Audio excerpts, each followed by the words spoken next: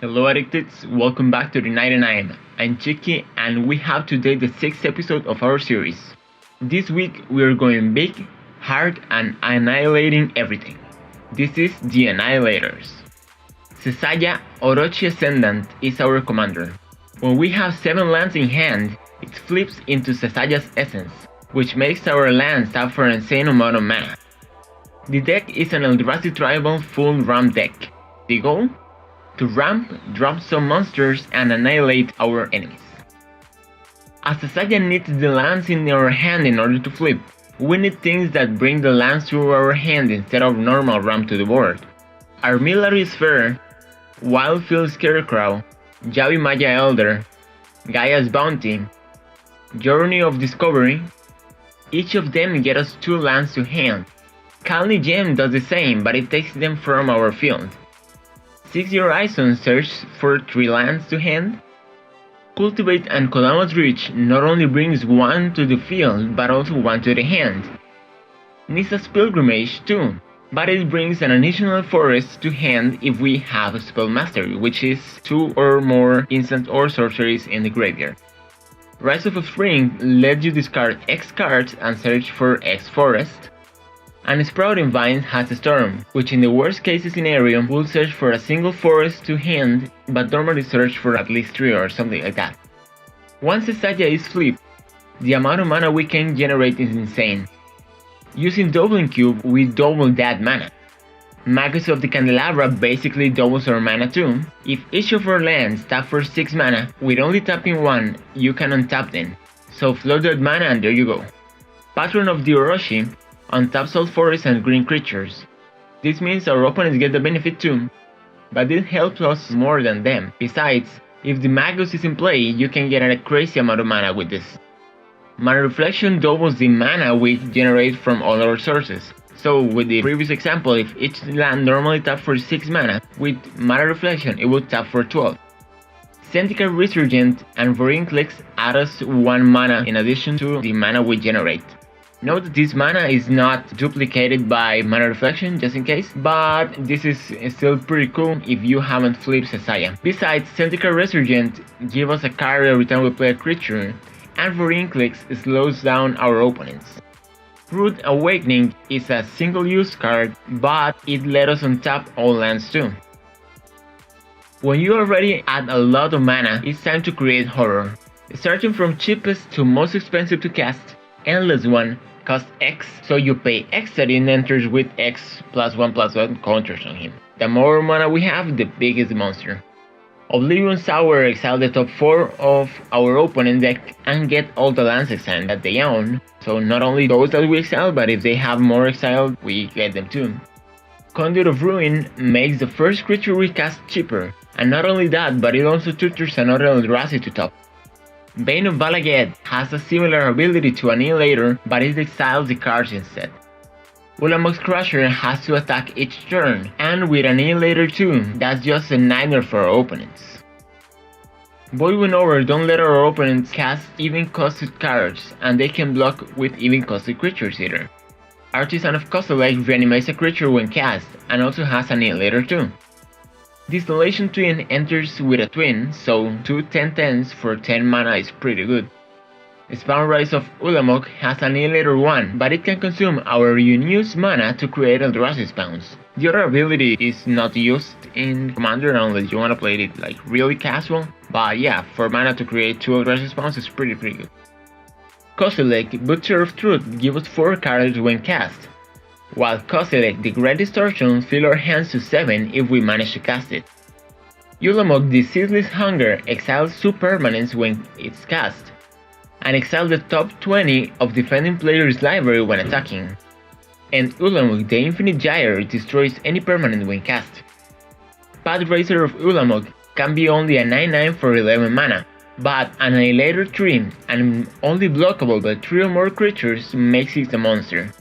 And finally, It That Betrays takes every turn our opponents sacrifice and give them to us. Sometimes getting the 7 lands in hand is not easy. If we have Abundance and Memory Jar in play, we can use the jar to draw 7 cards, but instead of drawing them, we use Abundance ability to choose only lands. Besides, if we mix Abundance with Siphon Library, we can get the 3 cards and return nothing because we never actually drew them. Once the Sasaya is flipped, we have 2 ways to make infinite mana. The first requires Magus of the Candelabra and a Staff of Domination. We need 4 mana for the staff and at least a land that has 6 mana. We tap the land at 6, use 1 to tap the land with the Magus and 4 to reset with the staffs, and we have 1 mana floating. Repeat and GG. The second one requires Malachite Talisman, and we're calling. If we only want to make infinite mana, we need 4 mana for the Worm Calling, 3 mana for the Talisman, and a land that adds 8 mana. If we want to create infinite tokens, we need a little more than 8 mana. 9 will give us infinite 1/1s, and it goes like that. So we cast the Worm Calling with buyback and pay the Talisman trigger to untap the land we just tapped, and we just rinse and repeat. Another good card to consider is Strionic Resonator. It can double the Annihilator triggers or the cast triggers of some of our Eldrasis. So, be it Annihilate 8, Draw 8, Exile of 40, you name it. For the mana, the only things we haven't covered yet are the Eldrazi Temple, which adds us 2 mana for Eldrasis, and it's one of the few ways to cast the Great Distortion. Ayufujin technically is not mana, but I'll put it here because it's a land and reduces the cost of our Eldrasis by 2. Besides, it will tutor any Eldrazi we need. Rogue's Passage make any creature unblockable. Sanctum of Ujin can be sacrificed when we cast an Eldrazi that costs 7 or more, and we can search any colorless creature and put it in our hand. And 26 forests. Even if our plan is to bring all the lands to hand, we have to consider if it's a good idea or not depending on the initial hand. We have to either choose to ramp full to hand or full to the board, but if we try to do it both, we won't make it too good. We can start, for example, ramping to board and then to hand, or vice versa, but doing both at the same time is not recommended. With that in mind, let's check how we ramp to the board, as we saw already how to get them to hand, because having a lot of lands on our hand do nothing if we can't play them. Burgonin let us play a land whenever an opponent plays a land. In a multiplayer, this can take our fully loaded hand of lands to the board very easily. Exploration and Gaia's Touch let us play an extra land each turn. An Explorer let us play an extra land on 1 turn, and it also gives us a draw. Journey of Discovery let us play 2 extra lands that turn, and if we can entwine it, that's much better. Mana Bond let us put all of our lands from hand onto play at the end of turn, if we discard the rest of cards. Courser of Kruphix let us play the top card of our library if it's a land, and give us a life for each land that enters our board. Khalni Expedition gets a counter when we play a land, and when it has 3, we can explode it to get 2 lands to the battlefield tapped. Blighted Woodland search for 2 forests and put them into play tapped. Explosive Vegetation bring us 2 lands tapped, and if we have Threshold, Fire Wanderings give us 3, if not, only 1. We mentioned already Cultivate, Kodama's Reach, and Nisa's Pilgrimage. Moonwoodly Acid Moss destroys a land and gives us a forest tapped.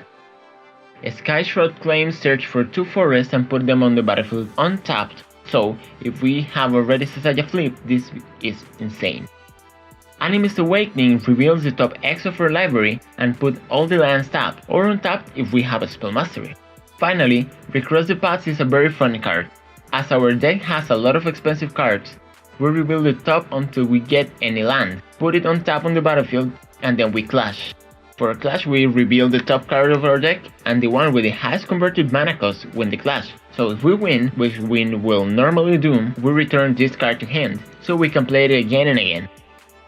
The only counter card that we play is Not of This World, which counters a spell ability that targets one of our permanents, and it's free if the affected is a creature with power 7 or greater, aka one of our Eldrasis. Trust me, there is nothing worse than having lots of mana and an empty hand. To avoid this, we run several things that let us draw. We mentioned already Kozilek and Kozilek, Zendikar Resurgent, Explorer, Memory Jar, Sylvan Library, Yavimaya Elder, and also the Staff. Tower of Fortunes give us 4 cards for 8 mana, which, let's get real, that's usually just tapping a single land and we get that. Well of Knowledge is a weird one. It helps each player, but we definitely take much more advantage from it. During each player does it, that player may pay 2 mana any number of times they want, and for each 2 mana they pay, they draw a card. Greater good let us kill an Eldrazi to draw cards equal to its power, then we discard 3 cards.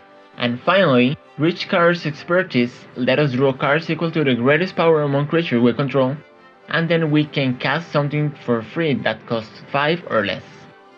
Asceticism, that I don't know how to pronounce that, gives Hexproof to our creatures, and we can regenerate them for 1 and a green. Akroma's Immortal protects them from red and black, and gives them Flying, Trample, Haste, Vigilance, and is normally a win if it lands. Heroic Intervention gives Hexproof and Indestructible to everything.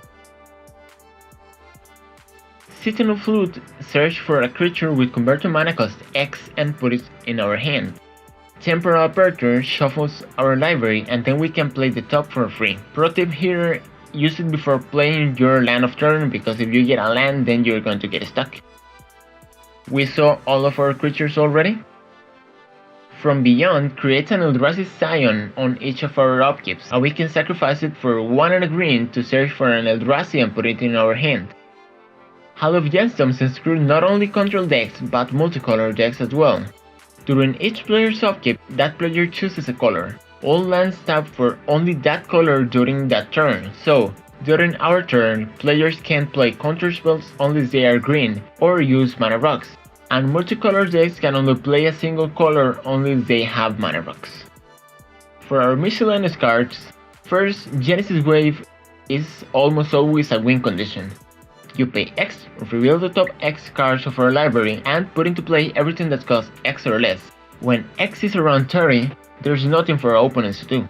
Finally, Seeding Writing is another card that let us cheat into play some creatures. 1 or 2 depending if you have a creature of power 4 or greater or not. And that's our deck.